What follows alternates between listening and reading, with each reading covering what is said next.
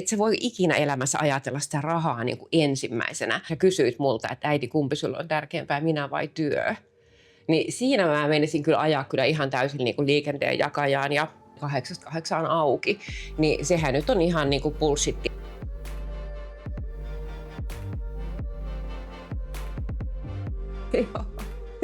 Siis olipa ihana kiva aamu tänään, kun lähdettiin koiran kanssa, Ruutin kanssa ulos ja sitten mä tunsin puhelimessa, että tää luuri soi ja Janina soittaa, hei äiti, meillä on tänä aamuna podcast. Okei.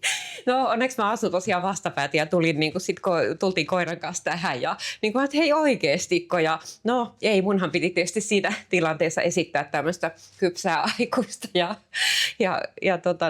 hillittyä aikuista ja koota itse. No okei, ei siinä mitään, mä menen kotiin ja vähän laitan tukkaa unen jäljeltä ja pesen edes kasvot ja nyt ollaan sitten täällä. Mutta näin nämä tilanteet äkkiä niin kuin muuttuu.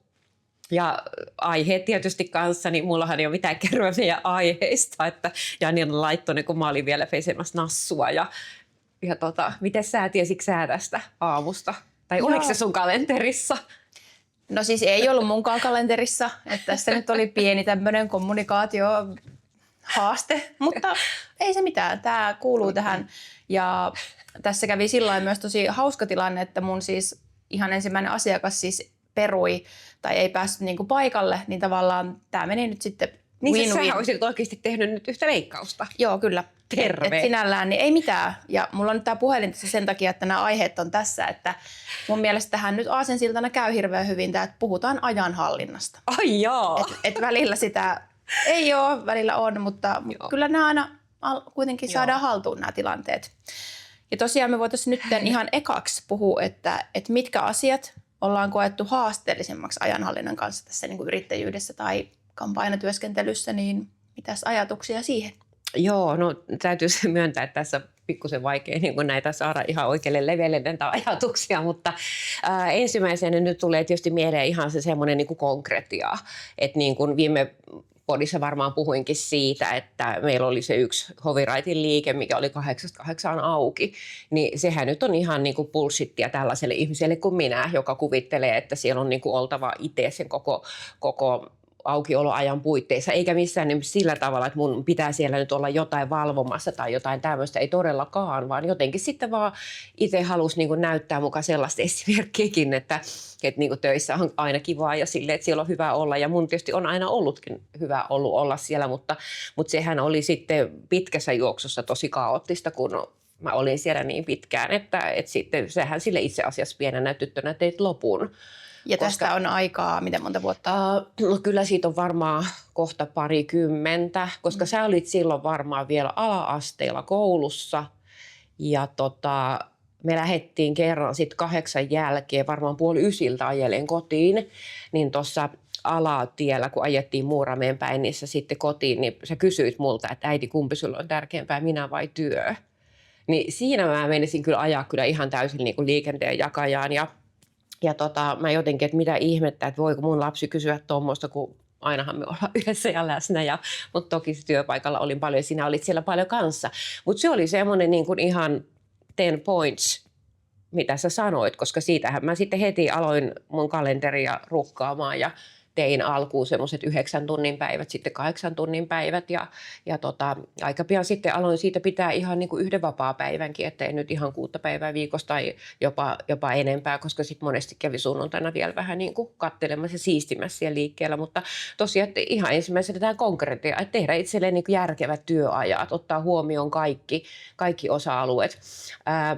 Haluatko sä sanoa tähän väliin jotain? Mulla tätä juttua vaan tulee sitten, kun No musta tuntuu, että aika monelle, tai varsinkin varmasti kampaajat, ketä tätä kuuntelee, niin voi samaistua ehkä tohon, että sitä voi vähän niin kuin itse jäädä siihen omaan kuplaan ja vähän sokeutua sille.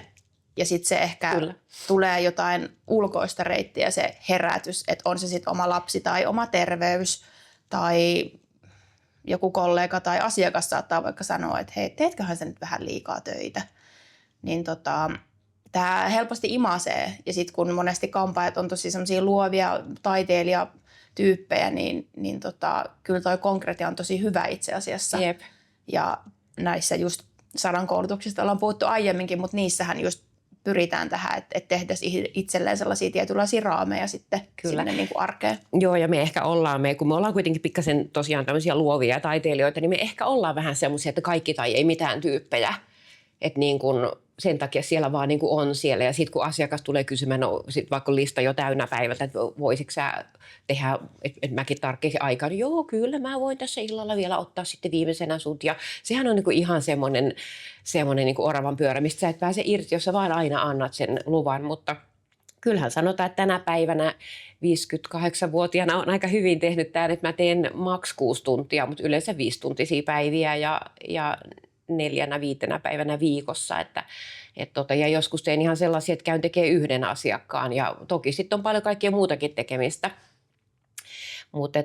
Ja toki sitten, jos liikkeessä on ylipäätään on jotkut aukioloajat, niin sehän tietyllä tapaa niin kuin asettaa haasteita, mutta sitten tämän tyyppisessä kampaamossa niin kuin mekin, että meillä tosi paljon käy ihmiset ostamassa pelkästään tuotteita, niin kyllä mun mielestä heille pitää olla siellä joku, että milloin se liike on auki, milloin mä voin hakea niitä tuotteita, koska se on aika iso osa niin kuin meilläkin liikevaihto toi myynti ja sitten se on hemmetin hyvä palvelu asiakkaille, että ne oikeasti voi tulla ohi mennessään ostaa sen tuotteen.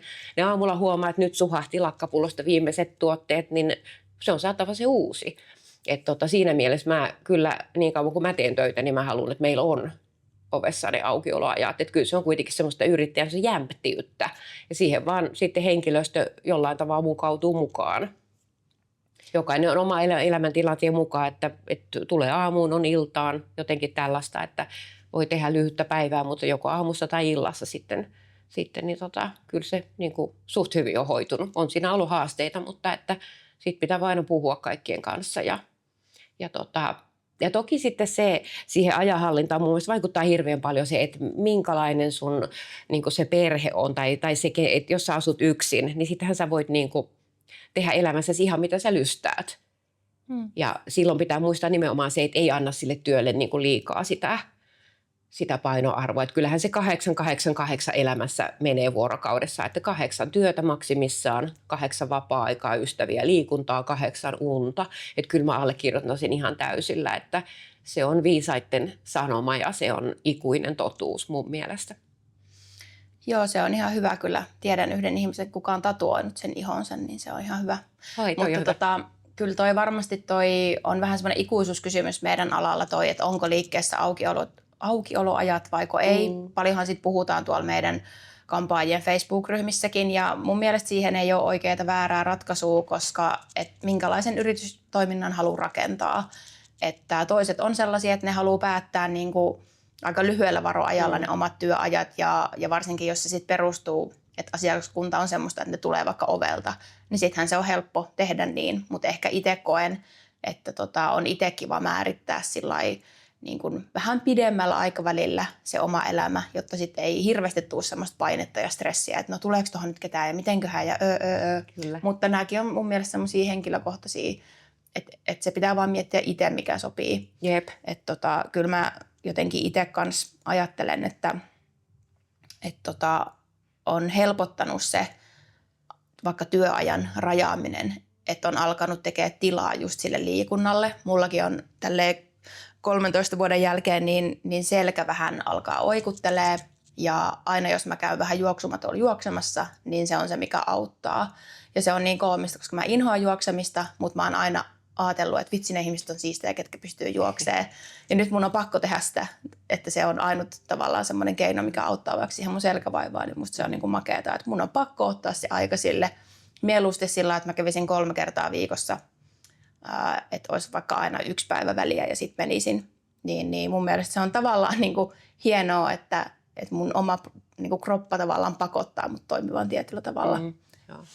Se on ihan totta toi liikunnan merkitys, koska en mäkään niin kuin olisi pystynyt tähän ikään tekemään töitä, jos mä en olisi liikkunut. Mä oon aina ollut tosi kova niin kuin kävelemään ja ulkona nimenomaan ottaa sitä happea ja vastapainona tälle, että onhan se ihan selvä, että jos sä teet 7 ja jopa enemmänkin tuntia töitä, niin meillä on ne tietyt työasennot, vallankin pesupaikka-asento, niin sehän on tosi vaikea. Se aina kuormittaa pikkasen tänne, että sä oot enemmän tai vähemmän kumarassa ja samat, jos tekee jotain ripsiä tai mitä tahansa siinä pesupaikalla duunaakin, niin onhan se. Ja sitten ylipäätään, että sä tässä asennossa niin kuin leikkaat. niin sä tarvit väkisin sitä vastapainoliikuntaa siihen. Että se on kyllä kaiken A ja O se just siinä, että muistakaa kaikki kampaajat, jotka tätä nyt kuuntelette, niin 8 työtä maksimissaan. Ja sitten ne loput 8 ja 8, niin yöuni on äärimmäisen tärkeä. Mä oon ollut aina kuin pienet lapset, että mä menen hirveän aikaisin nukkumaan ja herään toki aikaisin, mutta se, että jos mä saan 8 tunnin yöunia, niin kyllä mä oon aivan niin kuin, mä en ole yhtään niin kuin se oma itseni, että mä tarviin sen kaiken, jotta mulla on tätä virtaa sitten jakaa ja tehdä erilaisia asioita päivän aikana. Joo, mä oon saanut kyllä sun unenlahjat myös, että Yes. mun puoliso aina nauraa, että ei mene kovin kauan, kun mä oon jo unessa. Hänellä on taas vähän enemmän ehkä unihaasteita, niin kuulen siitä aika usein, että joo. Se on tullut mun isältä, koska mun äiti aina sanoo, että Antti on sellainen, että kun hän kaatuu sänkyyn, niin se siinä matkalla jo on nukkumassa. Että se on sitten jo täydessä unessa, kun pää koskettaa tyynyä. Niin me on häneltä saatu se sitten. Joo, mä en siis tiedä, että kuinka niin kuin paljon niin kuin geenit vaikuttaa esim. Uneen. Ihan varmaan paljon. Mutta kyllä varmaan, jos kerta mun isoisä on samanlainen ollut, kun meni. Joo, kyllä. Ja sullahan tämä, että sulla on koira, mitä itsekin saan joskus hoitaa, niin sehän on joidenkin ihmisten keskuudessa vähän semmoinen vitsi, että niinku pakko ottaa koira, jotta tulee liikuntaa. Joo, kyllä, joo. Et sehän on yksi semmoinen aika konkreettinen teko sitten. Joo, se on totta. Että on joku, mikä yksi hyvä tarina, mutta mä en sitä nyt kyllä kerro. Ja jätetään se jonnekin tulevaisuuteen. Jätetään johonkin toiseen. Se on ihan Petelle terveisiä. Sinne Pete katsoo tätä kuitenkin. Niin. Mutta joo, ehkä tästä nyt jos pitäisi joku yhteenveto tehdä, niin just semmoisia konkreettisia asioita siihen omaan ajanhallintaan. Että mitä se nyt kenellekin sitten tarkoittaa. Että ei 8 töitä, vaan ennemmin just se, että on 8 työtä, 8 lepoa ja 8 omaa sosiaalista meininkiä, urheilua ja muuta. Et niin päin niin kuin mieluummin. Niin, ja sitten se on just että kun on jotain ajanhallintaluentoja ja oman itsen kehittämisjuttuja, niin sehän oikeasti on totta, että ei niihin ole mitään sirkustemppuja. Ne on vaan ne konkreettiset asiat, että nyt oikeasti vaan se, että kalenterista se työtunti maksimissaan siihen 8. Totta kai sä voit 8 tuntia, totta kai sä voit välillä siitä vähän joustaa, jos on joku oikein kiireaika tai näin, mutta sitten pitää ottaa jossain takaisin. Että se ei mene niin kuin miinuksen puolelle se oma hyvinvointi. Että kyllä niin kuin, se on niin kuin äärimmäisen tärkeää, että ei mitään sirkustemppuja, vaan konkreettia sinne ajanvarauskalenteriin ja sitten hyviä harrastuksia ja hyvää unta. Joo, ja sekin, että jos sitten tekee niitä joustoja, niin sitten jotenkin pitäisi huolta siitä, että sit ei kuitenkaan mene tiettyjen niin kuin omien rajojen yli, koska sitten se on hirveän helppo just jäädä siihen loopiin, mistä puhuttiin, että sitten vähän niin kuin sokaistuu sille. Kyllä, ja sitten semmoinenkin, että jos sä teet niin kuin töitä, että teitä on enemmän kuin yksi, niin jos sillä työkaverilla on tilaa ja sulle kysyy joku aikaa, niin suosittele sitä työkaveria. Ei se ole niin kuin, kyllä mä ainakin niin kuin on tosi paljon vallakin tänä päivänä niin suositellut omia asiakkaitani muille ja ne vaan sitten sanoo, että no ei löydät vaan mulle hyvän leikkaajan, niin eihän siinä, kyllähän näitä meillä on, että pitää vaan niin kuin, sitten se on monesti asiakkaalle vaan ihana kokemus, kun se joku muu leikkaa sen kuin että minä aina, että se on niin kuin ihanaa vaihtelua ja sitten kun vielä mun asiakkaat ainakin suhtautuu niin kuin sillä lailla, että ne haluaa niin kuin kokea noiden nuorten juttuja ja ne saa niiltä niin paljon tavallaan erilaista. Niin kuin mä itsekin koen, että mä saan niin kuin teiltä tosi paljon kaikkia ihania vaikutteita. Niin se on niin kuin mielenkiintoinen. Ja sitten niitä kiinnostaa seurata niin kuin esimerkiksi sunkin kehitystä, kun sä oot ollut niin alkeista meillä. Niin se, että miten hemmetisti sä oot kehittynyt, mikä kaikki ihmisellä on mahdollista. Joo, ja tohon haluan tarttua, koska tämä nyt tavallaan liittyy tähän ajanhallintaan, mutta tavallaan ei eri näkökulmasta. Mä puhuin yhden mun kollegan kanssa siitä, että kun tämä on käsityötä ja sehän harjaantuu vuosi vuodelta, niin mua niinku itteeni harmittaa niinku se, että monesti 5 vuotta on semmoinen jonkun määritelmän mukaan tai tutkimuksen mukaan, että ihminen kaipaa jotain vaihtelua. Ja mä oon äärimmäisen surullinen siitä, että kaikki ihmiset, jotka tekee käsillä tai jotenkin, että pitää luoda jotain, että ne luovuttaa tai lopettaa silloin 5 vuoden, koska se tavallaan, että sustahan ei voi koskaan tulla tavallaan sellaista tavallaan parasta, taiteellisinta niin kuin versio itsestäsi, jos ei vaan jatka niin kuin sitä harjoittelua ja tekemistä. Että vaikka olisi tehnyt 10 vuotta, niin musta tuntuu, että nyt mä oon vasta niin kuin tajunnut jotain ja nyt mulla on ehkä jotain visioa, jotain annettavaa, mutta mä haluan niin kuin mennä eteenpäin, että mä haluan niin kuin kehittää tätä. Niin se on tosi surullista, että sitten niin kuin että semmoiset niinku potentiaaliset, tosi lahjakkaat tyypit, niin sitten ne vähän niinku luovuttaa. Joo, ja sitten kun siinä olisi juuri siinä vaiheessa, että sitten sä oot niinku varma siitä omasta tekemisestä, että kun asiakas tulee ja esittää niitä toiveita, niin sulla on niinku semmoinen hyvä, varma ylpeys, että mä osaan ton toteuttaa. Ja mun mielestä se on se kiksiä niinku mulla, että niinku, kun joku tulee, että näyttää jonkun kuvan, vaikka mä haluan tällaisen leikkauksen, niin sulla ei ole mitään epäilystäkään, että et sä osaisi sitä tehdä. Että siinä tulee se niinku se varmuus ja luottamus siitä omasta ammattitaidosta ja sitten se ihminenkin luottaa suhun. Ja sitten vaan pitää niinku muistaa tässä koko ajan vuosien varrella hinnoitella itsensä niin sitä mukaan, kun taidot kertyy. Sun pitää nostaa hintaa.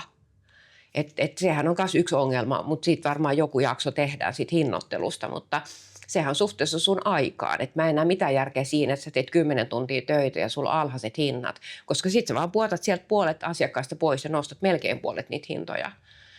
Niinku, koska jos sä osaat, jos sä haluat tehdä, niin sulle kyllä halutaan tulla. Joo, ja toi hinnoittelu ja sen tavallaan mukana kasvaminen on myös yksi semmoinen konkreettinen teko. Kyllä. Että nyt jos on ongelmia hinnoittelun kanssa, niin Sara Hämäläisen koulutuksiin vaan. Todellakin. Kyllä. Pieni mainos tähän väliin. Jep, mahtavaa. Mutta sitten me voitaisiin puhua tällaisesta aiheesta kuin yrittäjän loma. Musta tuntuu, että silloin reilu 10 vuotta sitten, kun mä oon aloittanut, niin on ehkä ollut vielä semmoinen erilainen kulttuuri ja ehkä enemmän ollut sitä, että no ei yrittäjänä voi pitää lomaa ja tämä ikuinen tämmöinen. Että se kulttuuri ehkä siitä, että jotenkin flexataan sillä, että on vaan hirveästi töitä ja koko ajan vaan on kaikkea, niin se on ehkä mun mielestä vähän jo menneen talven lumia ja on tosi makeata katsoa just tällaisia nuoria yrittäjiä, ketkä niin kuin ennemmin flexaa sillä, että ne on lomalla, kuin että ne on töissä. Mutta tietysti se loma on ansaittu sillä tehdyllä työllä, mutta että se on tavallaan kääntynyt ehkä vähän toisinpäin se ajattelu ja just, että se loma on semmoista tavoittelun arvosta. Niin mitä sä niinku ajattelet tästä niinku yrittäjän lomaa? No totta kai työtä tekevälle ihmiselle tekee se sitä sitten missä muodossa tahansa, niin mun mielestä lomat on niin kuin automaatio, että kyllä mä oon pitänyt semmoinen 6-8 viikkoa vuodessa lomaa. Et ehkä nyt puolisoni kuoleman jälkeen oli vähän semmoista siinä välillä, että täytti elämää niin kuin työllä, mutta sitten niin kuin tälläkin hetkellä, niin kyllähän mä oon pitänyt tosi paljon lomia ja tulossa on edelleen. Että kyllä se on sitä vastapainoa sille työlle ja onhan se ihana suunnitella sitä lomaa. Että kun sä oot niin taas täällä pitkä syksy, pitkä talvi alkaa, niin on kiva käydä jossain joko täällä Suomessa laskettelemassa tai hiihtämässä tai mitä ikinä tekemässä ja näin. Tai sitten jopa lähteä johonkin vähän lämpöisenkin välillä, mutta kyllä loma on työtä tekevälle ihmiselle ja jokaiselle ihmiselle tärkeä ja arvokas ja kuuluu ilman muuta. Itse en ole koskaan kehunut sillä, että en ole voinut lomia pitää, koska mä olen aina voinut pitää lomaa. Sehän on ihan omasta näihin 2 läpän välistä kiinni, että mitä sä siitä ajattelet ja kuinka paljon sä niin kuin itseäsi arvostat. Sehän on just sitä. Että kyllä mä kerran kysyin tuossa, jengi meni hiljaiseksi, tuossa torilla oltiin yksi kesä, miehenikin oli edesmennyt mieheni silloin vielä siinä ja eräs sitten aika nimekäs yrittäjä tästä keskikaupungilta kehuskeli siinä, että kun ei ole pitänyt lomaa niin sitten mä vaan katsoin häntä silmiä, että hei, meneekö sun yritykselle jotenkin huonosti, että kun sä et ole pitänyt lomaa. Niin hänhän meni ihan niin kuin, että hänellä ei ollut sanoja siihen. Että se oli jotenkin niin kuin semmoista miehistä rehvastelua, että hei, mä en ole pitänyt lomaa, mä vaan meneekö vaan. Mutta mun mielestä silloin menee huonosti, jos ei voi pitää lomaa. Ja sitten pitäisi saada henkilökuntaa siihen, tai sitten onko vaan, että kuvittelee olevansa niin kaikki voipa, että kukaan muu ei pysty hänen työtään tekemään ja voihan näin ollakin, mutta kyllä jokaisesta työstä voi pitää lomaa. Joo, ja voisin kuvitella, että hän ehkä on sitä ikäpolvea. No, mä en siis tiedä, kenestä sä puhut, mutta tavallaan että se on ehkä just sitä menneen talven lumia ajattelua ja ehkä tietyn sukupolven taakka. Jep. Mutta just kun tämä aamukin oli näin lennokas ja just, että mitä tahansa sulta vaikka kysyy, kaikki aina onnistuu, niin sitten kun sä oot tommonen todella niin kuin lennokas ihminen, niin miten sä niin kuin palaudut ja mikä sulle on niin kuin vaikka lomassa niin kuin tärkeetä? No siis hiljaisuus. Mä olin nyt viime viikon Santorinilla ja joka aamu aurinko nousi siellä 7:03, niin mähän siitä sitten menin joka aamu katsomaan sen auringon nousun. Mä rakastan sitä auringon nousua huomattavasti enemmän kuin sitä laskua. Se on aina mulle semmoisen uuden alku ja siellä oli muutamia ihmisiä, ihan random ihmisiä, jotkut joogas siellä hiljaa, mutta siellä oli niin hiljaisuus ja sitten kerrankin kun mä menin, niin 2 isoa koiraa makas siellä rantatuoleilla. Niin musta sekin oli jotenkin niin ihanaa, kun nekin vaan oli siinä ihan rojotti pitkänään ja siis se hiljaisuus on se, mistä mä nautin ihan valtavasti, että sit vastapainosta. Ja uskokaa tai älkää, niin mä oon kyllä sitten aika hiljainen ihminen niin kuin ihan oikeasti. Mä muistan, kun Karille aikanaan joku sanoi, että miten sä jaksat sun vaimoa, kun se on aina äänessä. Niin Kari sanoi, että hei oikeasti Ursula on tosi hiljainen ihminen. Mutta se on se, niinku se työminä, ja mä en vaan saa sitä, niinku, että jotenkin ne patterit on johonkin ruuvattu, että ne sammuu sit vasta, kun mä menen tuonne kotiin. Joo, ja musta tuntuu, että tässä palautumisessa ja loma-ajattelussa on myös semmoisia ikään liittyviä asioita, että Joo. puhutaan ruuhkavuosista ja kaikesta tällaisesta. Joo. Ja mä ehkä itse huomaan sellaisen asian itsessäni nytten, että kun on tiettyjä asioita, mitä mä ehkä toivoisin saavuttavani tässä elämässä, niin se ehkä vähän niin kuin aiheuttaa mulle semmoista painetta, että mun pitää niin kuin nyt tehdä, jotta mä sitten oon tyytyväinen myöhemmin tai että mun ei sit tarvitse tehdä niin paljon. Mutta sitten mä niinku mietin sitä, että kun ei sitä tulevaisuuttakaan voi aina niinku tietää, että sitten ehkä vielä vähän hakemista niiden omien rajojen kanssa, että löytäisi niinku sen vähän järkevämmän ajanhallinnan. Ja nyt just kun on aika paljon uusia niinku ideoita ja nyt kun me siis mä en muista, oliko meillä nyt sitten 2 vai 3 vuotta jo eka koulutus näissä meidän tiloissa, kun mä mietin, että onko tässä pari vuotta.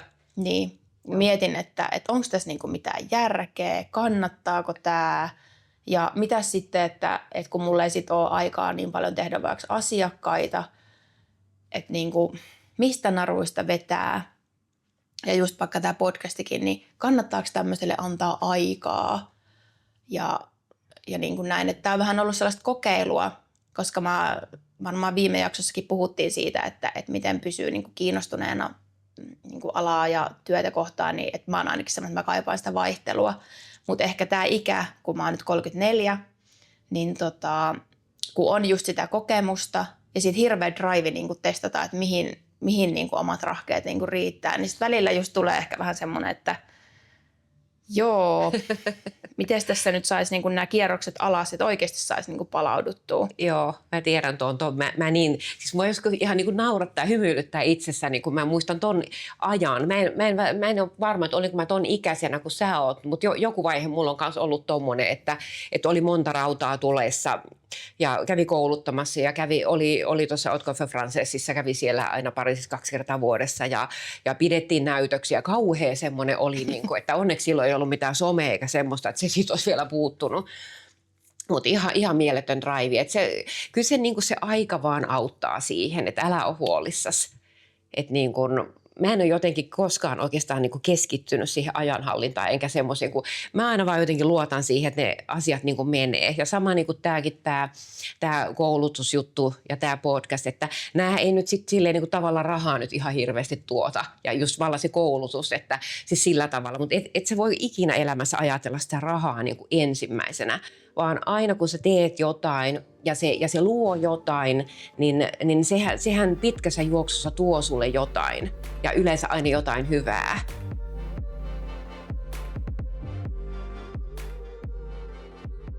Viimeinen kysymys on vähän niin kuin sulle. Okei. Eli sinun lapsena minua kiinnostaa, kun sulla on ollut lapsi koko tämän ajan, mitä minä olen ollut luonnollisesti olemassa, että miten sä koet sun oman kasvun niin äitinä kuin yrittäjänä?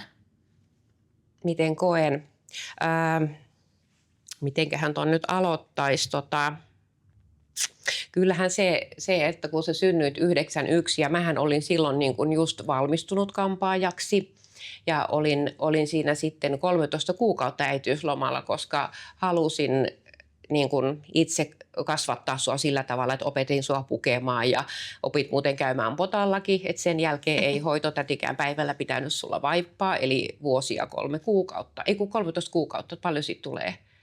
Sitten tulee vuosi ja 1 kuukausi, joo. Niin että mä halusin tehdä siis silleen, että sä olet niinku jokseenkin jotain asioita osaat tehdä itsenäisesti ja muutenkin se oli mulle niinku oikeasti missio se, että me päästään vaipoista eroon, koska mua jotenkin ällötti se, että iholla on vaippa. Oikeasti mä en tiedä mikä siinä oli, mutta mä en niinku tykännyt yhtään. Mutta joo, kyllä se, totta kai se, että sulla on lapsi ja pieni lapsivauva, niin kyllähän se muuttaa sua tosi paljon ja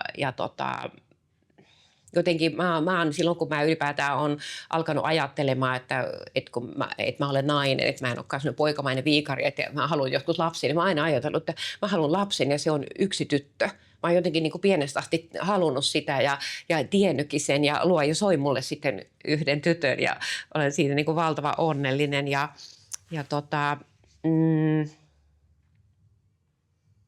niin kyllähän se niin kuin silloin alkuun tosiaan, kun sitten lähdin työelämään, niin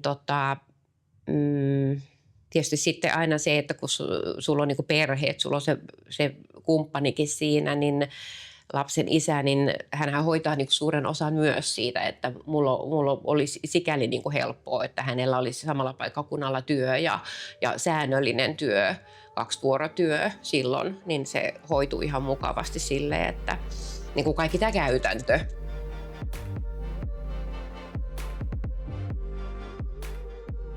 Joo, ja jotenkin niin kuin mä voisin itsestä niin kuin äitinä ajatella silleen, että mä oon jotenkin ollut omasta mielestäni, ja niin sä Karikin aina sanoit, hyvin niin kuin realistinen äiti, että mun on ollut niin kuin, jotenkin mä oon halunnut kasvattaa sua just semmoiseen itsenäisyyteen, ja sitähän sä oot niin kuin ollut tosi pienestä lähtien.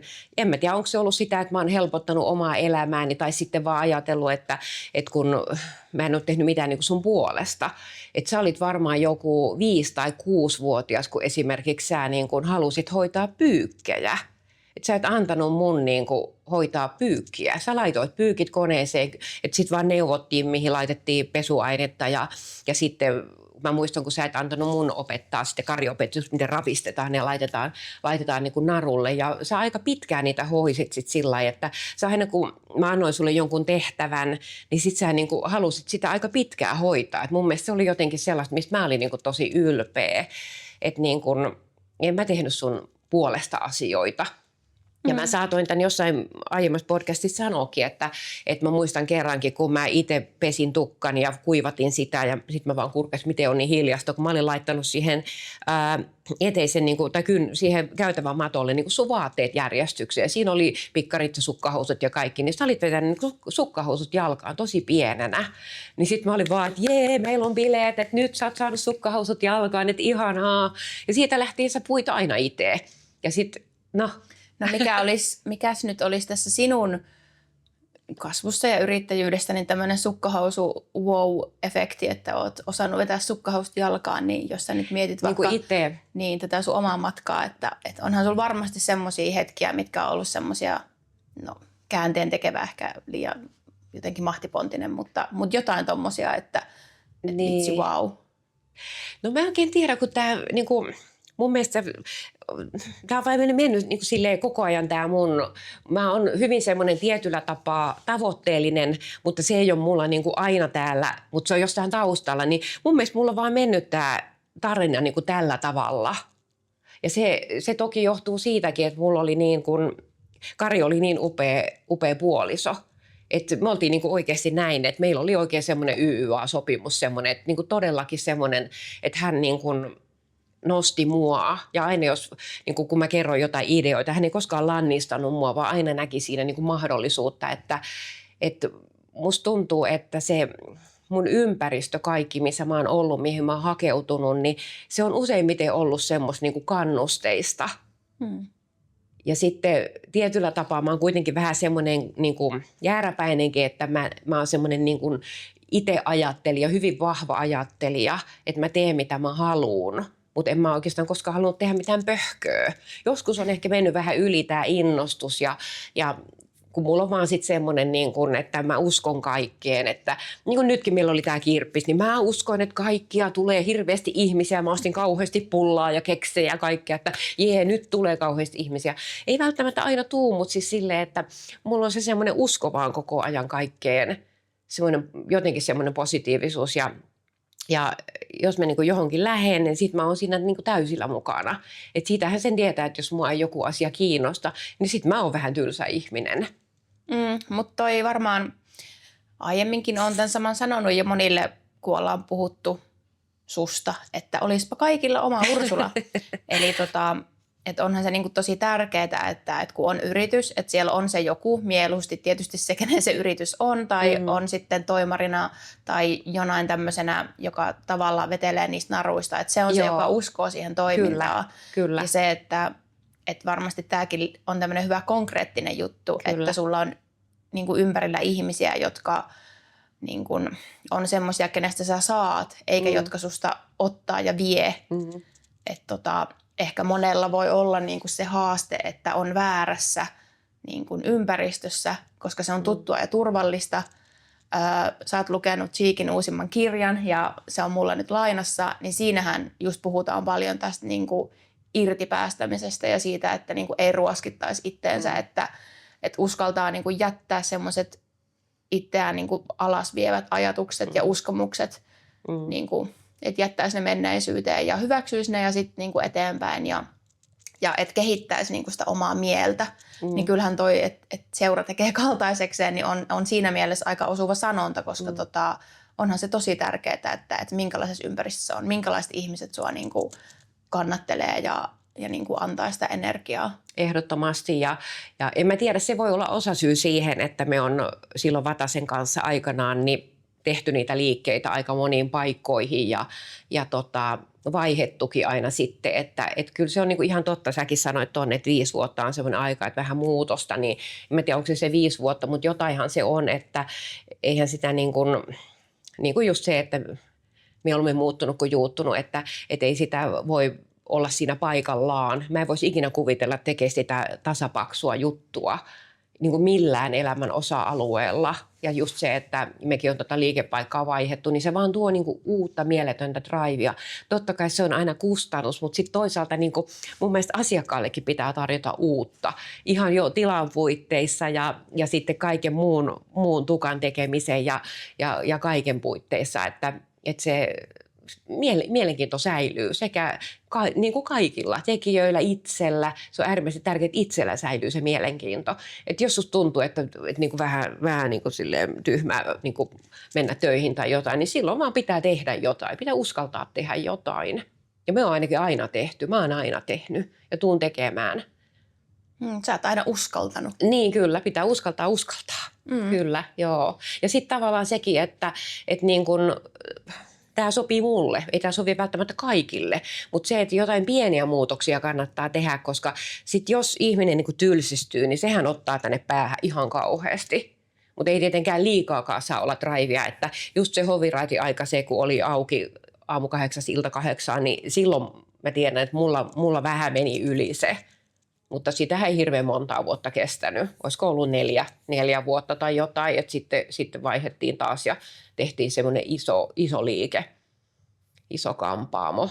Joo, ja kyllähän toi ympäristö tavallaan, että toiset tarvii enemmän semmoista rutiininomaisuutta ja että jokainen päivä noudattaa samanlaista kaavaa ja näin. Kyllä. Että jos on tyytyväinen siihen niin kuin työelämään, työympäristöön, monethan tekee meidän alalla yksin töitä. Kyllä. Ja sitten mun mielestä olisi tosi tärkeää, että miten sitten se muu elämä, että niin kuin just vaikka se parisuhde tai mikä tahansa sosiaalinen ympyrä, harrastukset, että ne sitten olisi semmoisia, mistä sitä energiaa niin kuin saa. Kyllä. Että sitten nekään ei olisi niitä, mitkä sitten niinku kuormittaa, koska sehän on kaikista pahin tilanne, että jos sun työ kuormittaa, sun harrastukset kuormittaa, sun parisuhde kuormittaa, sun perhe kuormittaa, niin se on niinku, että ei mikään ihme, että niinku on tosi raskasta kaikki. Joo, kyllä. Et tietysti se muutos, että sitten lähtee niinku uudelleen ohjelmoimaan itsensä, niin sehän vaatii tosi paljon ja nimenomaan niinku sitä rohkeutta, mutta mä ainakin just siihen haluan kyllä kannustaa, että mikä tahansa, jos tuntuu semmoiselta painavalta ja raskaalta ja pahalta, niin sitten jotenkin yrittäisi niinku siitä niin kuin päästä eroon. Kyllä, ja just semmoinen niin kuin oman näköinen elämä. Että pitää vaan niin kuin oikeasti uskaltaa päästä irti. Että kyllähän joskus jotkut päätökset itselläkin on, niin kuin, ne on repinyt ja raastanut ihan totaalisesti. Mutta sitten kun se on saanut tehtyä ja siitä vähän aika kuluu, niin sitten on niin vapautunut. Että sitten sä saat niinku enemmän toteuttaa ittees, että kyllä semmoiset esteet ja jarrut pitää saada niinku pois ja mennä sitten semmoisen oman näköisen elämän perässä. On se sitten parisuhde, koti ja näin, että mähän tuossa just no tämä on iso osa mun elämää, kun mun mies tosiaan sairastui ja syöpään ja nukkui pois, että sen jälkeen mähän on tässä niin kuin 7 vuodessa, mähän on asunut niin kuin, no ensin siellä meidän kodissa jonkun aikaa, sitten mä oon asunut Harjukadulla ja sitten tuolla Harjun takana ja nyt taas tossa, että mulla on niin kuin tavallaan, mä oon 3 kertaa nyt niin kuin muuttanut tässä ja nyt musta tuntuu, että mulla on niin kuin semmoinen rauha. Että mä jotenkin etin niin kuin tässäkin tilanteessa sitä, että missä mun on niin kuin hyvä olla. Ja ei vaan ole ollut, mutta nyt on. Että se vei vähän pitkän aikaa, mutta onneksi tämä työ on niin antoisa ja onneksi sinä olet olemassa ja onneksi mulla on se koira. Joo, tähän hyvä loppukadeetti, että pitää uskaltaa. Niin sä oot kyllä ainakin nyt uskaltanut tästä. Kyllä mä niinku nostan hattua sille, että päätit niinku omakotitaloon sitten, että tosiaan siitä meidän lapsuuden kodista, niin ensin kerrostalo on sitten sen jälkeen omakotitalo, joka oli vielä 3-kerroksinen, vaikka se oli pieni. Mutta kyllä mä niinku vähän mietin, että nyt on kyllä bolsteja niinku äidillä tossa, että okei. Mutta tosiaan se onneksi sillä talolla on nyt omat tai niinku uudet ihanat omistajat ja joo, se meni tosi hyvin. Mutta joo, loppuyhteenveto, että pitää uskaltaa. Niin, kyllä. Ja nopeasti hyvä tulee.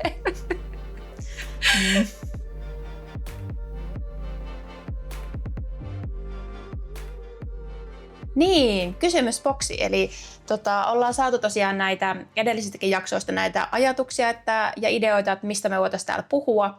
Ja meillä on nyt 2 vierasta on tosiaan tulossa. Ja niihin voi laittaa, että mitä toivoista tai ylipäätänsä. Ja tosiaan, jos on joku, kenet haluaisi tänne meidän kanssa höpöttelemään, niin meidän Instastoriin laitetaan kysymysboksi, niin sinne sitten niitä mieluusti. Joo, ja sun, joka tulet meidän kanssa juttelemaan, niin sun ei tarvitse olla missään niin meidän alalta. Että mieti, olisitko se sinä, joka tulet. Mutta yhden aiheen mä haluan ainakin jossain podissa käydä läpi, niin se on se hinnoittelu ja että mitkä kaikki asiat vaikuttaa hinnoitteluun. Puhutaan siis hinnoittelusta jossain vaiheessa. Kyllä. Ehkä vuonna 2026. Jep.